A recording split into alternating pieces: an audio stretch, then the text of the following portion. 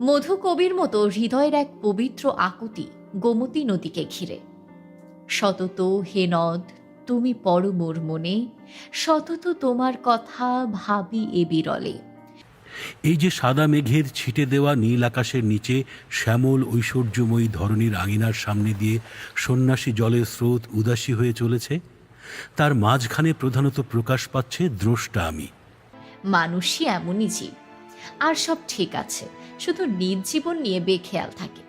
সে সবই করে, খালি কাজের কাজটা বাকি থেকে যায়। মানুষ কেবল মনুষ্য জীব না, আলস্য জীবও বটে। আজ সকালে যে প্রকৃতি সবুজ পাড় দেওয়া গেরুয়া নদীর শাড়ি পরে আমার সামনে দাঁড়িয়েছে, আমি তাকে দেখছি। এখানে আমি বিশুদ্ধ দ্রষ্টা। এই দ্রষ্টা আমিটি যদি নিজেকে ভাষায় বা রেখায় প্রকাশ করত, তাহলে সেইটাই হতো সাহিত্য, সেইটাই হতো আর্ট। এই সাহিত্য কিংবা আর্টকে জানতে হলে বই পড়ার বিকল্প নেই, তাই না? কিন্তু এই যান্ত্রিক জীবনে বই পড়ার সময় কোথায়? এত ব্যস্ততার মাঝেও সাহিত্য, গল্প, উপন্যাস কিংবা কবিতার শব্দকে জীবন্তভাবে প্রকাশ করার জন্য আমাদের স্বপ্ন পূরণ করেছে কাব্যিক। এবার সময় শ্রোতাদের বাস্তব জীবনের ঘুমন্ত স্বপ্নকে বাস্তবে রূপ দেওয়ার, কারণ নেপালি ইজ কলিং।